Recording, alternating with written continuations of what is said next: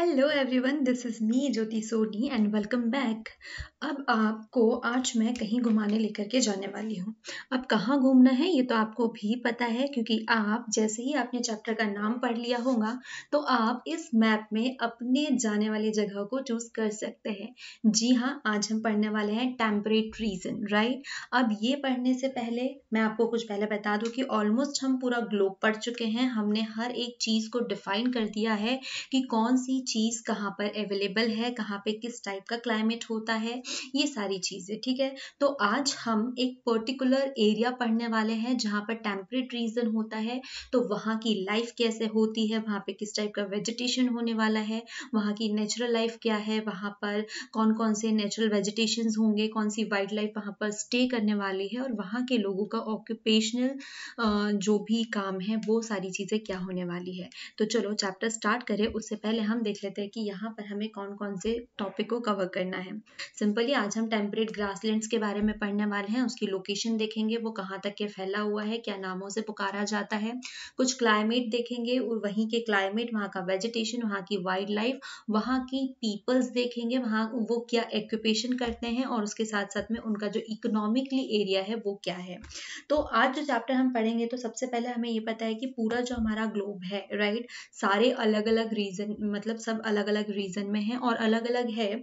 और हमको ये भी पता है कि हमारा जो सन है उसके अराउंड हमारी अर्थ जो है वो घूमते रहती है। तो उसके हिसाब से हमारे यहाँ पर किसी भी एरिया में सेम क्लाइमेट कंडीशन कहीं पर भी अवेलेबल नहीं है। हर जगह different different kind of condition जो होती है, मौसम होता है, वो डिफरेंट होता है, ठीक है। तो हम किसी एक पर्टिकुलर एरिया से उम्मीद नहीं कर सकते कि वहाँ पर ये रीजन है, इस रीजन की वजह से यहाँ पर ये सीजन है, राइट। तो आज हम स्पेशली सिर्फ टेम्परेट रीजन के बारे में पढ़ेंगे कि वहाँ पर किस टाइप का जो टेम्परेट है वो मतलब किस किस एरिया में है, और वहाँ पे उसको अलग अलग एरियाज में क्या क्या नाम से पुकारा जाता है।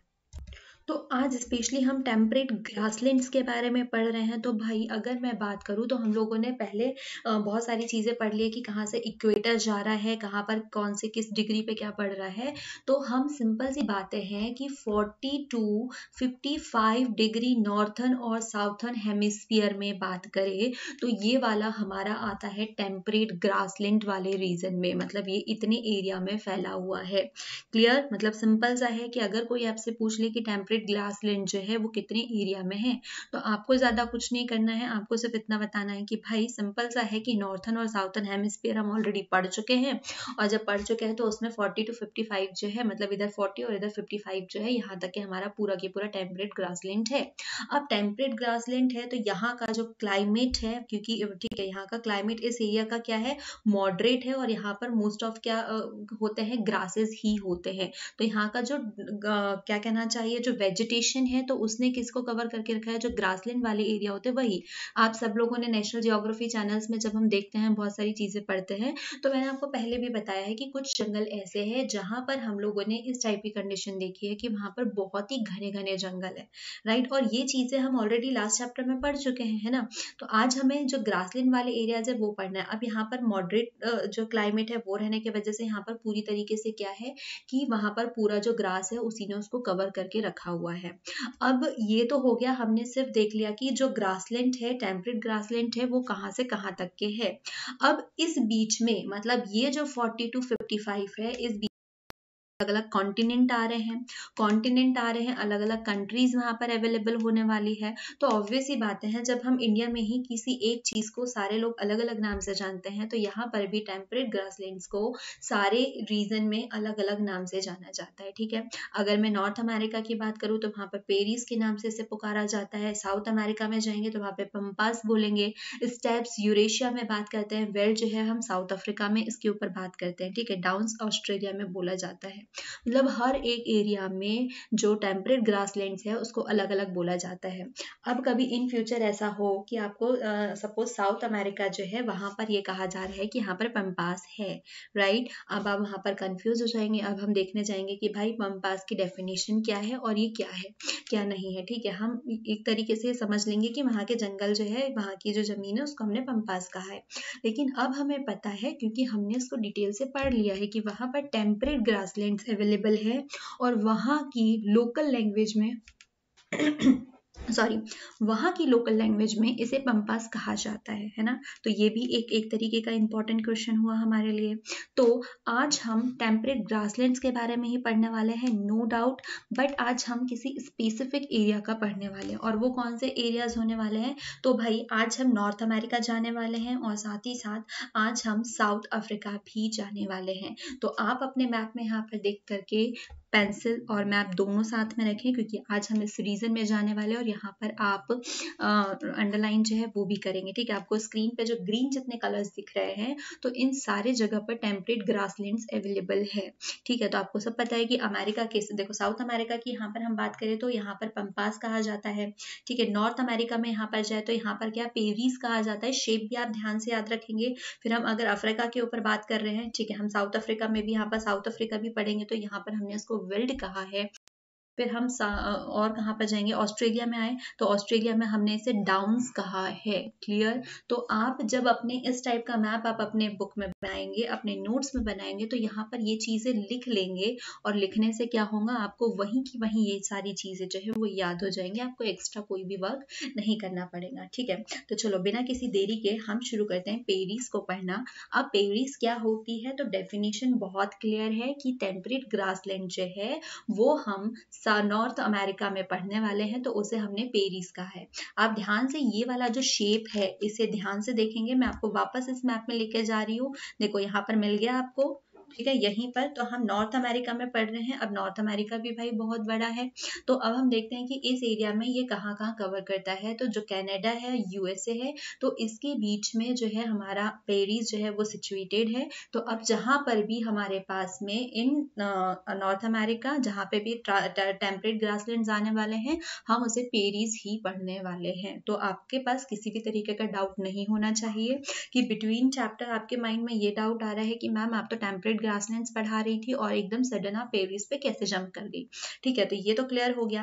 अब चीजें आपको और अच्छे से याद रखने के लिए सिंपल क्या चीजें होती है कि जिस भी चीज को आप ऑन अ जियोग्राफी मैप पढ़ रहे हो, तो आप आसपास के सारे लोगों को जानने लगे, ठीक है। जब हम अपने पड़ोसी वड़ोसी देख लेते हैं तो हमें क्या लगेगा, वो चीजें और इजी हो जाएंगी। तो यहीं पर ये देखो, अब ये टेम्परेट ग्रासलैंड है, तो अगर मैं इसके वेस्ट में जाऊँ तो आपको यहाँ पर क्या मिलेगा, रॉकी माउंटेन्स मिलने वाले हैं।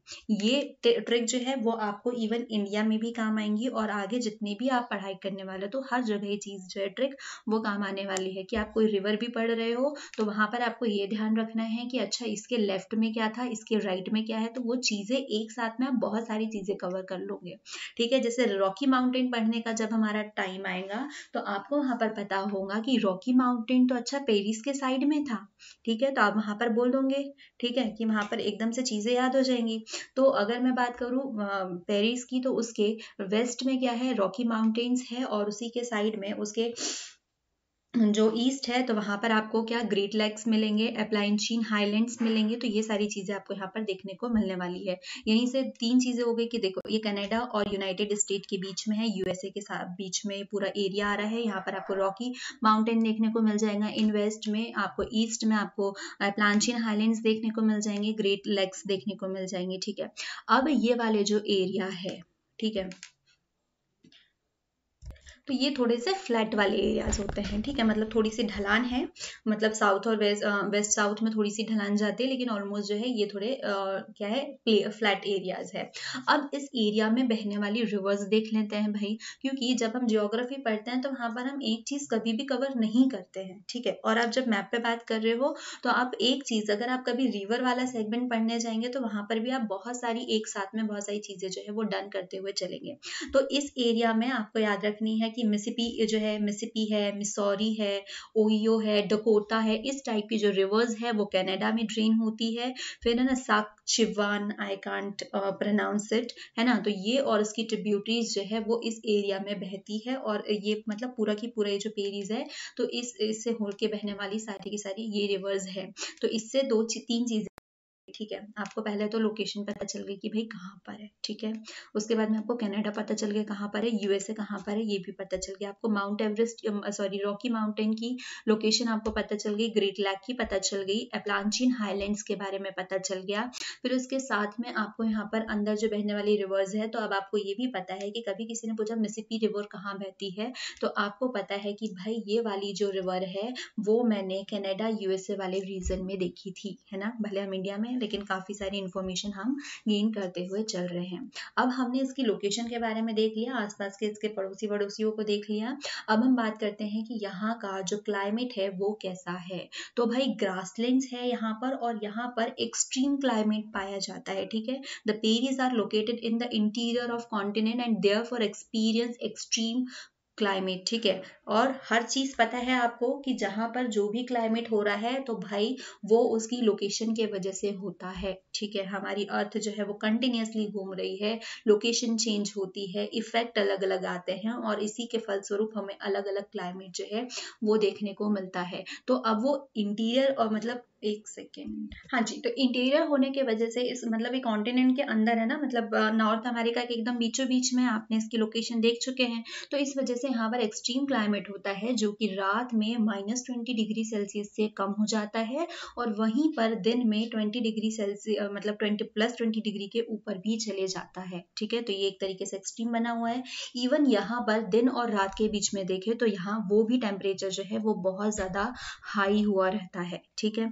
अब यहाँ पर हम लोगों ने इसके अब इस वजह से अब हमें यहाँ के बारे में पता चल गया कि यहाँ का क्लाइमेट कैसा है। तो ऑब्वियस सी बात है कि यहाँ पर ज्यादा रेनफॉल तो है नहीं, तो यहाँ पर जो एनुअल रेनफॉल है, एनुअल की बात कर रहे हैं, ठीक है, तो वो 50 सेंटीमीटर ही है, ठीक है। और वो भी स्प्रिंग और समर सीजन जो होते हैं उसी टाइम में ये रेनफॉल होता है, क्लियर। यहाँ पर सबसे एक इंटरेस्टिंग बात है कि यहाँ की जो हवा है या जो विंड्स है, तो वो क्या करती है, यहाँ पर एक नेचुरल बैरियर बनता है इसके बीच में। तो ये जो गर्म हवाएं होती है वो क्या करती है कि वो ईस्टर्न स्लोप जो है, मतलब जो रॉकीज है वहाँ के रॉकी माउंटेन जो है यहाँ का, तो उसके ईस्टर्न स्लोप पे इस तरीके से बहती है। अब आप कहेंगे मैम ये तो क्या बात है, इसमें कोई स्पेशल नहीं है। तो स्पेशल बात मैं बताती हूँ कि ये वाली जो विंड्स है, ये जो गर्म हवाएं हैं जो कि यहाँ से ऐसे इन अ स्लो फॉर्म में जो बहती है, ठीक है, strong warm winds blow down the eastern slopes of Rocky mountains, तो ये यहाँ से बह रही है, ठीक है। अब ये किस लिए, क्योंकि यहाँ पर जो in the absence of any natural barrier, ठीक है, यहाँ पर कोई भी नेचुरल बैरियर नहीं है। तो ये क्या करिए, मतलब क्योंकि कई बार जब हम अपने इंडियन क्लाइमेट पढ़ेंगे तो वहां पर इस टाइप के बहुत सारे बैरियर्स आपको देखने को मिलेंगे, ठीक है। और सबसे बड़ा हमारा जो हिमालय है वो बीच में आ जाता है, तो यहाँ पर नहीं है। तो यहाँ पर क्या होता है कि ये जो हवाएं है, देखो नॉर्मली इस तरीके से जाती है हवाएं, सबको पता है कि वो निकल लेती है। अब यहाँ पर कोई भी बैरियर तो है नहीं, तो ये हवाएं क्या करती है, यहाँ से जो रॉकी माउंटेन है तो उसका जो ईस्टर्न स्लोप है, तो वो यहाँ से वो गर्म हवाएं जो है वो नीचे की ओर लुढ़कने लगती है, ये ढकेल जाती है, ठीक है। अब इसमें सबसे मेन पॉइंट ये आता है कि ये जो हवाएं हैं तो इसे कहा जाता है चिनोक विंड्स, राइट। आपको याद रखना है क्योंकि हो सकता है पूछ लिया जाए कि चिनोक विंड्स क्या है। तो भाई ये जो है पेरिस में बहने वाली वो गर्म हवा है जो कि किसी नेचुरल बैरियर्स के एब्सेंस में रॉकी माउंटेन की ईस्टर्न पार्ट से जो है बह जाती है, ये मतलब स्लोप के फॉर्म में आ जाती है, ठीक है, eastern slope of Rocky mountains. तो ये हमारे पास में चिनोक रिवर है। अब यहाँ पर स्नोफॉल भी होता है भाई, ठीक है, विंटर्स में जब आप देखें तो यहाँ पर स्नोफॉल भी होने लगता है। तो आई थिंक जितनी भी चीजें हैं पेरिस के बारे में हम ऑलमोस्ट वो चीजें कवर कर चुके हैं कि यहाँ का क्लाइमेट क्या होता है, यहाँ पे किस टाइप के सीजन्स अवेलेबल है, ठीक है। तो अब हम धीरे से थोड़ा और आगे जाए तो अब हम यहाँ पे देखेंगे कि यहाँ का नेचुरल वेजिटेशन किस तरीके का है, ठीक है। और जब क्लाइमेट के ऊपर डिपेंड करता है कि वहाँ का वेजिटेशन क्या है, और वेजिटेशन के ऊपर डिपेंड करता है कि वहाँ की वाइल्ड लाइफ क्या होने वाली है, क्लियर। क्योंकि ये पहले भी मैं आपको बता चुकी हूँ कि वहां पे देखा जाता है कि आप किस एरिया में हो और उस हिसाब से वहां की वाइल्ड लाइफ वहां पर स्टे करने वाली है।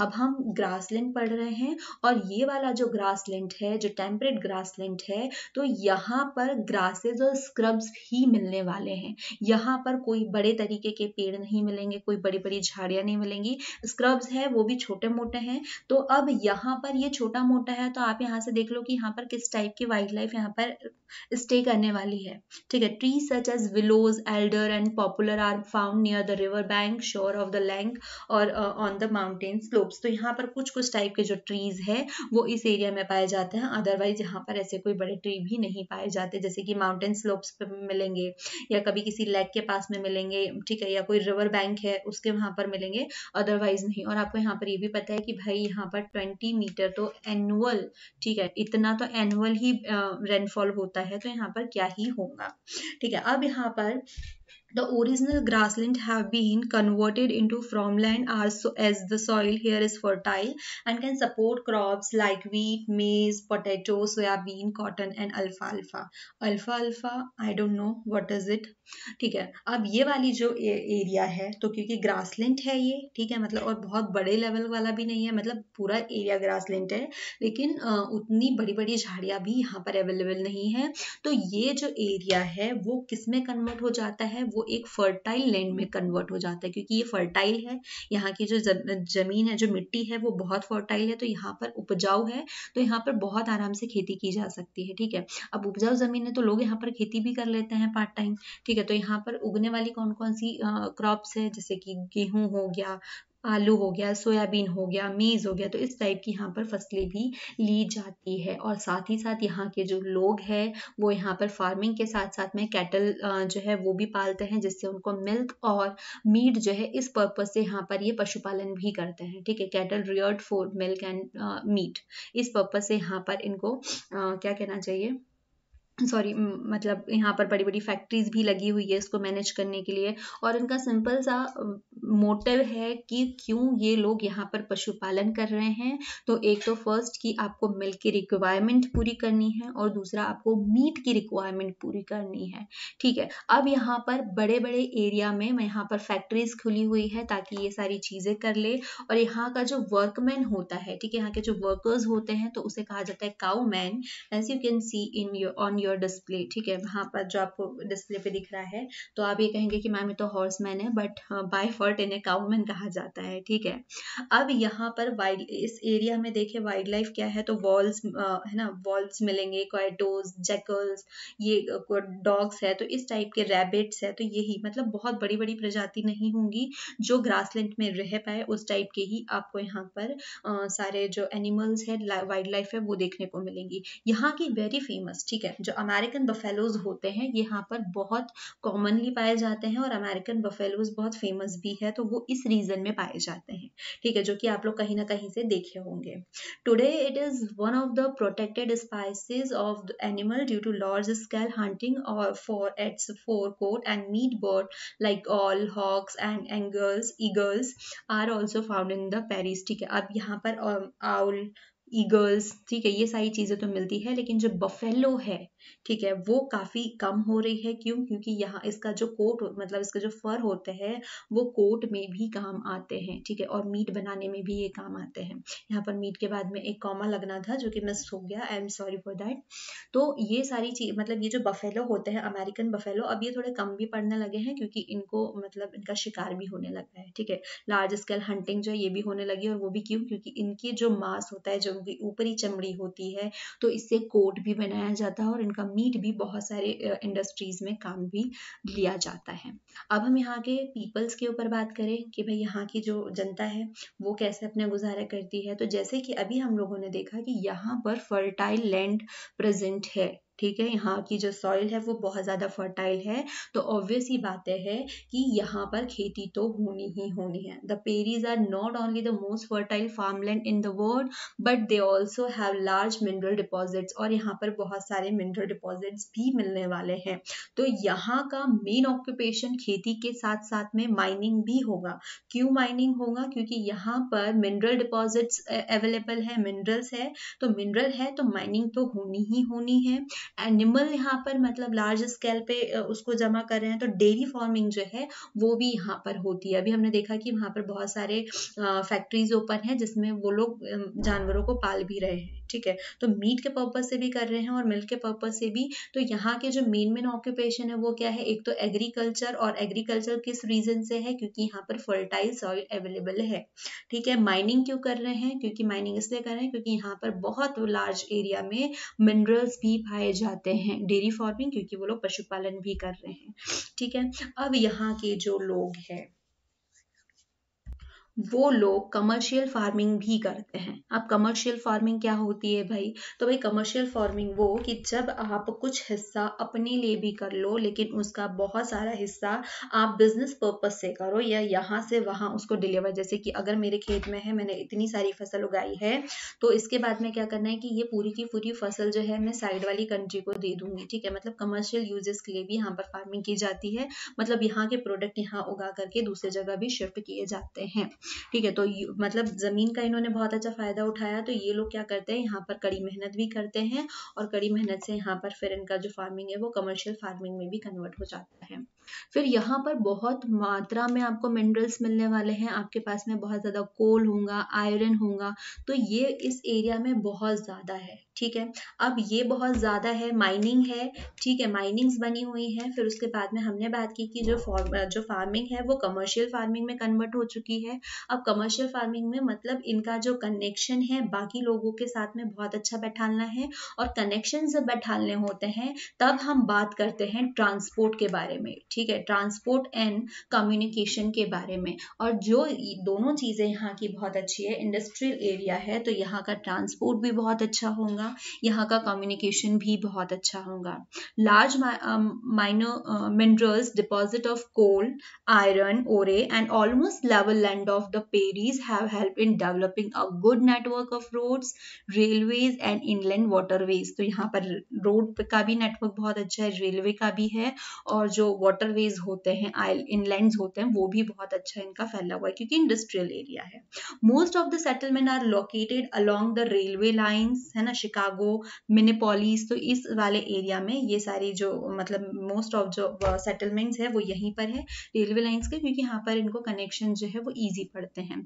फिर एक चीज बहुत यहाँ पर इंटरेस्टिंग है, गेटवे ऑफ द पेरिस, ठीक है। गेटवे ऑफ द पेरिस किसे कहा गया है, विनीपेग को, और ये आपके लिए एक इम्पॉर्टेंट क्वेश्चन बन सकता है। और ये सारे क्या है ना, मिनियोपोलिस, विनीपेग, ये सारे यहाँ के प्लेसेस के नाम हैं, और इसको गेटवे ऑफ द पेरिस भी कहा जाता है, ठीक है। तो यहाँ से अब आपने पढ़ा है अभी तक के पेरिस नाम जहां पर भी आया है, हमने वो टेम्परेट ग्रासलैंड पढ़ा है, लेकिन आप पेरिस को लेके इंडिया में आ जाए तो हम नहीं समझेंगे, ठीक है, सॉरी मतलब समझेंगे, हमने पढ़ा हुआ है बट, ठीक है, हम दूसरे रीजन में जाते हैं तो वहां पर हम कहेंगे कि अच्छा ये पेरिस है, तो हम नहीं कहेंगे, हम ये कहेंगे कि भाई पेरिस आपके एरिया में था, आपके नॉर्थ अमेरिका में था। अब मैं क्योंकि साउथ अफ्रीका में आ चुकी हूँ तो यहाँ पर वो पेरिस नहीं है।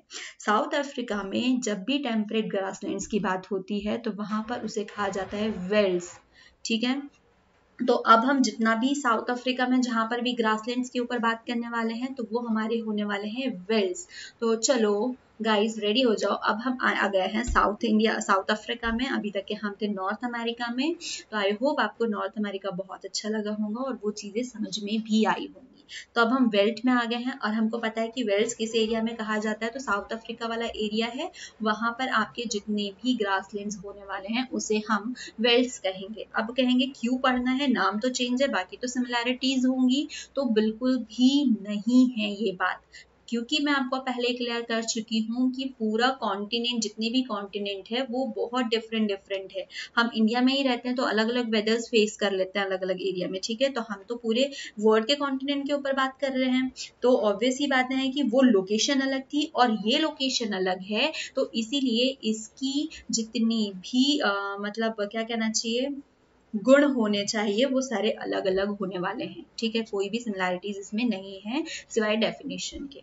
तो अब हम बात कर रहे हैं कि साउथ अफ्रीका में जो है वेल्स वो कहाँ पर है, तो साउथ अफ्रीका का जो वेस्ट ईस्टर्न पार्ट है, ठीक है, जो ईस्टर्न पार्ट है वहां पर मतलब it is located in the eastern part of the plateau of south America. तो जो साउथ अफ्रीका का जो ईस्ट प्लेट्यू का जो ईस्टर्न पार्ट है तो वहां पर ये लोकेटेड है।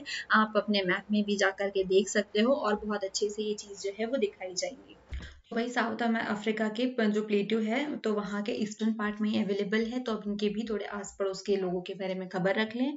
तो ये जो है, अगर हम साउथ ईस्ट की बात करें तो यहाँ पर ड्रैकन्सबर्ग माउंटेन है, और ये मैं आपको अब ऑन मैप नहीं बताने वाली हूँ, क्योंकि ये काम आपका है कि आप अपने मैप खोले, वहाँ पर आप ड्रैकन्सबर्ग माउंटेन जो है वो सर्च करेंगे, फिर वहीं पर नॉर्थ वेस्ट एरिया में आप कालाहारी डिजर्ट भी सर्च करेंगे, और बस इसके बीच में जो वो टेम्परेट ग्रासलैंड है वही हमारा वेल्ड होने वाला है। तो ये एरियाज आपको पता होने चाहिए कि आपके आसपास कौन कौन सी चीजें हैं। तो अगर हम ईस्ट और साउथ के ऊपर बात करें तो आपके पास में ड्रैकन्सबर्ग मिलेगा, और फिर हम नॉर्थ और वेस्ट की इधर बात करें तो आपको क्या मिलना है, वहां पर आपको कालाहारी डेजर्ट जो है वो देखने को मिलेगा। अब यहाँ की रिवर्स के ऊपर भी बात करनी होगी कि भाई यहाँ पर कौन कौन सी रिवर्स है। तो लिम्पोपो, सबी, ऑरेंज और इसकी ट्रिब्यूटरीज रिवर जो है वो इस एरिया में बहती है। क्लियर, क्योंकि ये भी इंपॉर्टेंट है, ये भी शायद पूछा जाए, और शायद इससे आपको यहाँ की रिवर्स के बारे में भी पता हो जाए। वैसे तो हम अपने इंडिया की नहीं रख पा रहे हैं, तो हम बाहर की क्या ही रखें, लेकिन हमारे लिए इम्पॉर्टेंट है कहाँ कौन सी चीजें हैं कौन सी नहीं। तो ये हमारी रिस्पॉन्सिबिलिटी है कि हम अपने मैप में सारी चीजें देखें। इवन मैंने भी अपने मैप में ये सारी चीजें जो है वो हाईलाइट कर रखी हुई है। तो इस एरिया में आपको लिम्पोपो, साबी, ऑरेंज और इसकी ट्रिब्यूटरी रिवर जो है वो देखने को मिल जाएंगी। वो यहाँ पर मतलब इस रीजन में वो ड्रेन होती है। फिर ये अगर हम इसके ऊपर बात करें इन वेल्ड्स के बारे में, ठीक है, तो ये जो पूरा वेल्ड है, सपोज यहाँ से यहाँ तक के है, तो इसकी रेंज जो है वो 600 मीटर से 1100 मीटर तक के ये डिफरेंट मतलब हाइट के यहाँ पर रोलिंग प्लेट्यूज अलग अलग है। ठीक है, मतलब ऐसा नहीं है कि थोड़े बहुत ही है, बहुत सारे अलग अलग हाइटेड के यहाँ पर रोलिंग प्लेट्यूज है। अगर हम हाईएस्ट पार्ट के ऊपर बात करें तो जो इसका हाईएस्ट पार्ट होता है जो कि 1200 टू 18 मीटर के बीच में है, उसे हम हाई वेल्ड कहते हैं। अब आप कहेंगे कि मैम यहाँ पर इसकी बात की, तो भाई मैं ये कह रही थी कि ये पूरा की पूरा जो वेल्ड है उसके बीच में 600 से 1100 मीटर के बीच में, ठीक है, मतलब इधर इसके नीचे 500 होगा और इसके नीचे और आगे होगा, ठीक है, इस बीच में है ना। तो यहाँ पर डिफरेंट रोलिंग प्लेट्यूज जो है अलग अलग हाइट के यहाँ पर अवेलेबल है। फिर हम बात करें कि इसके जो हाईएस्ट पार्ट होते हैं, तो हम हाईएस्ट पार्ट को जो कि 1200 से 1800 के बीच में है उसे हम हाई वेल्ड कहते हैं, राइट। ये तो हाई वेल्ड हो गया। फिर उसके बाद में एक मिडिल वेल्ड भी आएगा जो कि 150 टू 600 के बीच में होने वाला है। आपको ये सारी छोटी छोटी जो बातें हैं वो पता होनी चाहिए। तो मतलब जो हमारा पूरा की पूरा वेल्ड है हमने उसको दो पार्ट्स में डाल दिया, एक तो हाईएस्ट, उसके बाद मिडिल, और फिर उसके बाद में लोअर हो जाएगा। जो 150 के नीचे से नीचे होगा तो वो सारा जो है वो एकदम लोएस्ट में आ जाने वाला है। रिवर्स आपको पता है कि यहाँ पर कौन कौन सी है। तो अब हम बात कर लेते हैं यहाँ के क्लाइमेट के ऊपर।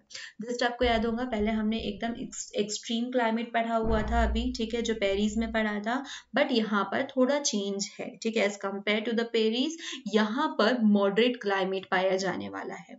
अब मॉडरेट क्लाइमेट क्यों होगा भाई, क्योंकि यहाँ पर आपको ओशन इन्फ्लुएंस देखने को मिलने वाला है, ठीक है। वहां पर आपको किसी टाइप का किसी भी ओशन का इन्फ्लुएंस नहीं था, बट यहाँ पर आपको ओशन इन्फ्लुएंस देखने को मिलेगा, ठीक है। देखो अफ्रीका यही है, यहाँ पढ़ रहे हैं तो आपको यहाँ पर ओशंस देखने को मिलेंगे। अब आप मुझे कमेंट में बताओगे कि यहाँ पर कौन कौन से ओशंस अवेलेबल है, राइट। ठीक है, यहाँ पर साउथ पैसिफिक आ गया और यहाँ पर इंडियन ओशन आ गया, तो इसके इन्फ्लुएंस भी इसके ऊपर पड़ते हैं। तो इसके इन्फ्लुएंस के कारण यहाँ पर जो है वो थोड़ा जो है मॉडरेट क्लाइमेट जो है वो अवेलेबल है। अब मॉडरेट क्लाइमेट है तो यहाँ पर क्या होगा कि जो विंटर्स होंगे वो कोल्ड होंगे, जो समर्स होंगे वो थोड़े ड्राई होने वाले हैं, ठीक है। वो छोटे समर्स जो होते हैं वो छोटे भी होते हैं लेकिन गर्म भी बहुत ज्यादा होते हैं, ठीक है। The climate gets cooler as the height increases, जैसे ही हाइट जो है वो इंक्रीज होते जाती है तो यहाँ का क्लाइमेट जो है वो ठंडा होते जाता है। यहाँ पर बहुत कम बारिश होती है और वो भी मेनली जो है समर्स में होती है, ठीक है। बारिश कम होगी इट मीन कि एग्रीकल्चर यहाँ पर बहुत कम होने वाला है, ठीक है। चीजों को ऐसे कनेक्ट करना हमें सीखना होगा, ठीक है। जरूरी नहीं कि हम हर एक पॉइंट को रट्टा मारेंगे, हर एक पॉइंट को बहुत ज्यादा मतलब खींच खींच के याद करने वाले हैं। इन चीजों को कनेक्ट करके हमें सीखना होगा, ठीक है। जैसे कि यहाँ पर ओशन इन्फ्लुएंस आ रहा है, मतलब यहाँ पर मॉडरेट है, ठीक है, मॉडरेट है। मॉडरेट होने के कारण यहाँ पर विंटर कोल्ड है, समर्स ड्राई है, यहाँ पर रेनफॉल बहुत कम है, रेनफॉल कम है, ठीक है, इसका मतलब यहाँ पर एग्रीकल्चर कम होने वाला है। क्यों? क्योंकि एग्रीकल्चर के लिए आपको रेनफॉल की नीड है, आपको पानी की आवश्यकता है। ठीक है, और आपको सबको सप्लाई कौन करने वाला है? यही करने वाला है। ठीक है, फिर यहाँ पर क्या होता है? It decreases from the east to west as the winds blow from the Indian ocean and give more rain in the eastern region. जैसे जैसे जो है विंड जो है मतलब ईस्ट टू वेस्ट जाती है, तो यहाँ पर ये वाला जो रीजन है, तो यहाँ पर ओशन अब यहाँ पर जो विंड्स है वो क्या होंगी? जैसे ही ईस्ट टू वेस्ट जाती है, ठीक है, तो बहती है, तो वहां पर ये जो इसकी स्पीड जो है वो कम होने लगती है। अब क्योंकि इंडियन ओशन से स्टार्ट होती है, तो इसका जो वेस्टर्न रीजन है, तो ये वहां पर ज्यादा हवा मतलब बारिश करती है। ठीक है, जब वो रेन विंड जो है वो बहती है, तो इस एरिया से कम निकलती है, तो मतलब वो स्लो हो जाती है ना, decreases from east to west, तो वो स्लो हो जाती है, इस वजह से कम होती है। और इस एरिया में ज्यादातर आपको सूखे की कंडीशन देखने में मिलने वाली है। ठीक है, क्योंकि यहाँ पर क्लाइमेट इसी टाइप का है। अब हमने ये भी पढ़ लिया क्लाइमेट। अब हम बात करेंगे कि यहाँ का नेचुरल वेजिटेशन कैसा होने वाला है और यहाँ की वाइल्ड लाइफ क्या होने वाली है। ठीक है, क्योंकि टेम्परेट मतलब जो वेल्स है, यहाँ के जो टेम्परेट ग्रासलैंड्स है, तो यहाँ पर दोनों ही टाइप के ग्रासेस अवेलेबल है।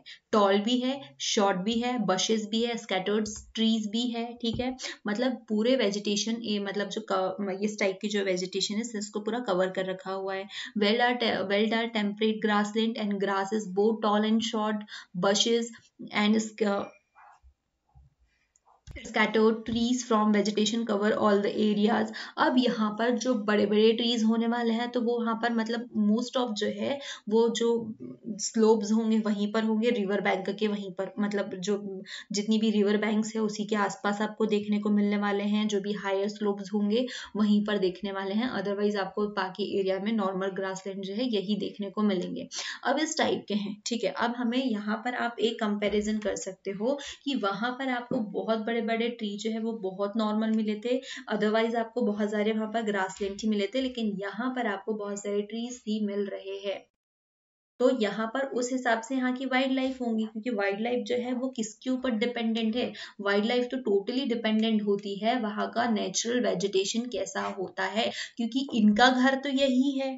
ठीक है, जिस तरीके से हमारा रहना डिपेंड करता है हमारे आसपास के सराउंडिंग एरिया से, जैसे मोस्ट ऑफ लोग जो है फैक्ट्री एरिया में रहते हैं क्योंकि वहां पर उन्हें ऑक्यूपेशन मिल जाता है, लोग शिफ्ट करते हैं ना, तो सिमिलरली वाइल्ड लाइफ के लिए भी है कि उनका घर कैसे उसको मिल जाएगा, वहां का वेजिटेशन कैसे होगा, वैसे ही वो यहाँ रहते हैं। तो यहाँ की जो वाइल्ड लाइफ है वो यहाँ पर लॉयंस के रहने के लिए भी मतलब इस टाइप का एटमॉस्फेयर है, लेपर्ड्स रहेंगे, चीता, जिराफ, स्प्रिंग बोक, ये सारे जो है मतलब बहुत सारे जो ड्वेलिंग ये है यहाँ पर पाए जाते हैं। लेकिन यहाँ पर आ रहा है कि अब ये लोग जो है वो कम भी हो रहे हैं, क्योंकि हंटिंग जो है वो बहुत ज्यादा बढ़ चुकी है, हंटिंग एंड पॉचिंग, तो जिस वजह से यहाँ पर ये लोग पाए जा रहे हैं और वो भी कम होते जा रहे हैं। अब भाई इतने बड़े बड़े एनिमल हैं, कम हो रहे हैं, तो रिस्की तो है ही है, क्योंकि लॉयन है, लेपर्ड है, चीता है, जिराफ है, तो जब इनकी मात्रा कम होने लग रही है तो ऑब्वियसली कि इनको प्रोटेक्शन की नीड है, इनको प्रोटेक्ट करना पड़ेगा।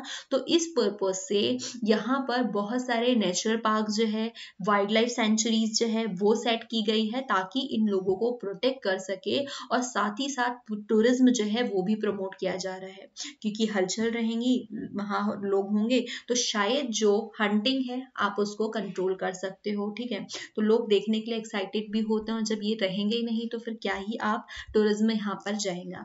अब हम यहाँ के पीपल के ऊपर बात करें तो भाई यहाँ का जो ऑक्यूपेशनल जो है तो वो एग्रीकल्चर में तो है नहीं, क्योंकि बारिश यहाँ पर बहुत ज्यादा कम है। तो बारिश पे डिपेंड करता है कि अगर यहाँ पर खेती भी हुई तो होंगी, अदरवाइज नहीं होंगी। ठीक है, अगर रेनफॉल सफिशिएंट होता है तो यहाँ पर मेज, व्हीट, बेरले, ओट्स, इस टाइप के पोटैटो जो है, इस टाइप के मोस्टली जो क्रॉप्स है वो लगाए जाते हैं। ठीक है, certain cash crops are tobacco, sugar cane, cotton, ये भी यहाँ पर ग्रो किया जाता है, लेकिन कुछ ही, जैसे कि हमने पेरिस में पढ़ा था कि वहां पर कमर्शियल यूजेस के लिए भी फार्मिंग की जाती है, बट यहाँ पर ऐसा नहीं है, यहाँ पर कमर्शियल यूज के लिए बहुत ही रेयर की जाती है। तो भाई कमर्शियल यूज के लिए यहाँ एग्रीकल्चर नहीं है, तो अब क्या होगा? तो यहाँ पर एनिमल जो होते हैं वो रेयरिंग होती है, क्योंकि यहाँ पर बहुत सारे एनिमल्स हैं, तो वो भी एक कहीं ना कहीं उनको वहाँ की इकोनॉमी प्रोवाइड कराते हैं। जैसे कि अभी जस्ट हमने देखा कि यहाँ पर नेशनल पार्क है, वाइल्ड लाइफ सेंचुरीज है, तो वो भी तो इनकम जनरेट कर रहे हैं। और ज़रूरी नहीं कि नेशनल पार्क हो गया, लेकिन बाकी एनिमल्स भी होंगे जिनसे उनको आप डेयरी प्रोडक्ट ले सकते हो, आप मीट ले सकते हो, मतलब आप कमा रहे हो। यहाँ का सबसे बड़ा वरदान फिर एक और है, वो वरदान ये है कि यहाँ पर भी मिनरल्स जो है वो भर भर के है, ठीक है। और मिनरल से जब कोई एरिया मतलब खुशहाल होता है, मतलब वो सबसे रिचेस्ट प्लेस होते हैं, तो यहाँ पर बहुत सारी माइनिंग है। तो ऑक्यूपेशन का सबसे बड़ा सोर्स जो है वो यहाँ की माइनिंग ही है, ठीक है। तो जो एनिमल रेयरिंग है वो यहाँ का इम्पोर्टेंट ऑक्यूपेशन है। तो यहाँ पर शिप जो है उसको पाला जाता है, ठीक है।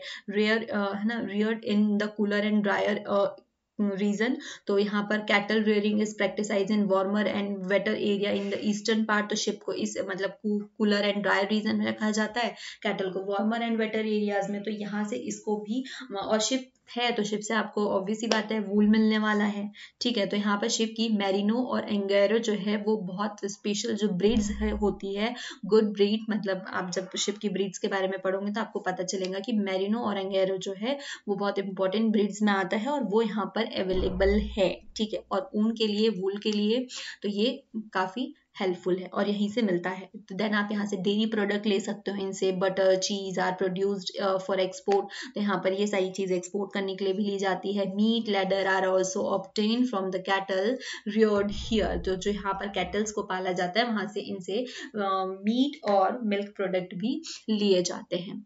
अब यहाँ का सबसे रिचेस्ट वो क्या, The world has rich reservoir of gold, uranium, diamond, coal, iron ore। तो ये सारी चीजें यहाँ पर पाई जाती है। और जॉनसनबर्ग जो है वो तो वर्ल्ड की गोल्ड कैपिटल के नाम से जाना जाता है और जॉनसनबर्ग इस वर्ल्ड में सिचुएटेड है, ठीक है। जब भी आप गूगल करें gold capital of the world तो जॉनसनबर्ग ही आने वाला है। फिर ये तो है, फिर इसके साथ में यहाँ पर डायमंड माइंस भी है, ठीक है। किम्बर्ली में डायमंड माइंस मिलने वाला है जो कि बहुत बड़ी बात है। और गोल्ड और डायमंड में तो भाई लोग ही अमीर हो जाए। मूवीज में देखा है ना कि आपकी डायमंड मेरे पास है इतना, ठीक है। तो ये सारी यहाँ पर है और यहाँ पर बहुत सारे मिनरल्स बेस्ड इंडस्ट्रीज है, ठीक है। गोल्ड और डायमंड तो हो गया, लेकिन मिनरल बेस्ड इंडस्ट्रीज भी यहाँ पर है, लाइक आयरन हो गया, स्टील हो गया, metal products, even railway equipment बनाने के भी यहाँ पर इंडस्ट्रीज है, मशीनरी है। क्योंकि रेलवे इक्विपमेंट है तो आपको आयरन लगेगा, आपको स्टील लगेगा, मेटल प्रोडक्ट्स लगेंगे, तो ये वहाँ पर अवेलेबल है। तो वहाँ पर इंडस्ट्रीज बनाना बहुत ईजी है। और साथ ही साथ diamond industries have come up in this region. तो इस रीजन में ये सारी इंडस्ट्रीज अवेलेबल है। बहुत सारी इंडस्ट्रीज यहाँ पर वुलन टेक्सटाइल पे भी है। वुलन टेक्सटाइल पे क्यों है, क्योंकि भाई आपने वहाँ पर शिप रेयरिंग कर रहे हो, आपने यहाँ कैटल पाल रखी हुई है, तो आपका यहाँ पर वुलन टेक्सटाइल भी हो जाएगा। फूड प्रोसेसिंग के ऊपर भी आपके पास में इंडस्ट्रीज है। आपने गॉड पाली हुई है, आपने शिप पाली हुई है, तो वहाँ से आप फूड प्रोडक्ट भी ले सकते हो, डेयरी प्रोडक्ट भी ले सकते हो। और आपको पता है कि आपने कुछ पशुओं को सिर्फ लेदर प्रोडक्ट्स के लिए भी पाल रखा हुआ है, तो ये भी यहाँ पर अच्छे से अवेलेबल कराते हैं। फिर यहाँ पर इतनी सारी जब चीज़ें हैं, मतलब इंडस्ट्रियल एरिया है, तो ऑब्वियस ही बातें है कि ये अच्छा नेटवर्क प्रमोट ज़रूर करेंगे, ठीक है। तो यहाँ पर इनका जो ट्रांसपोर्ट है वो भी बेस्ट होने वाला है, इनका जो कम्युनिकेशन है वो भी बेस्ट होने वाला है। और सबसे बड़ी बात तो बाकी सब छोड़ दे तो भाई गोल्ड और डायमंड तो सबसे पहले आ जाते हैं यहाँ पे, ठीक है। तो बाकी जो अदर सिटीज है उनसे ये लोग बाय एयर जो है वो कनेक्ट है। और बाकी इनका इनलैंड वाटरवेज भी बहुत अच्छा है, रोड, रेलवे, एवरीथिंग, ठीक है। बहुत अच्छे से ये लोग कनेक्टेड है, इन्होंने काफ़ी अच्छा अपना नेटवर्क भी बना रखा है। और जहाँ पर माइनिंग्स आती है, जहाँ पर इंडस्ट्रीज एरिया आते हैं, इंडस्ट्रियल एरियाज, तो वहाँ का नेटवर्क जो है ऑटोमेटिकली बहुत अच्छा हो जाता है। तो भाई हमारा टेम्परेट ग्रासलैंड जो है वो यहाँ पर ख़त्म होता है। और इसी उम्मीद के साथ में कि आपको ये चैप्टर बहुत अच्छे से समझ में आया होगा। चलो फटाफट एक बार रिवाइज कर लेते हैं कि हमने क्या पढ़ा। तो हमने सबसे पहले देखा कि टेम्परेट ग्रासलैंड कहाँ पर है हमारे ग्लोब के ऊपर। तो हमें पता है 40 to 55 northern to southern hemisphere में ये अवेलेबल है।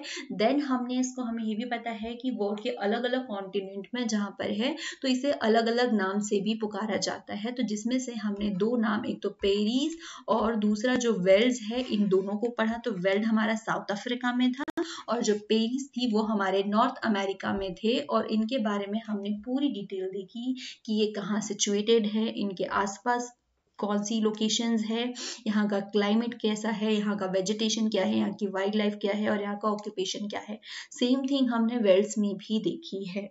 इसके अलावा फिर भी आपको कोई डाउट रह जाता है तो मोस्ट वेलकम, आपका कमेंट आप कर सकते हो, हम वो डाउट पूरा करने की पूरी कोशिश करेंगे।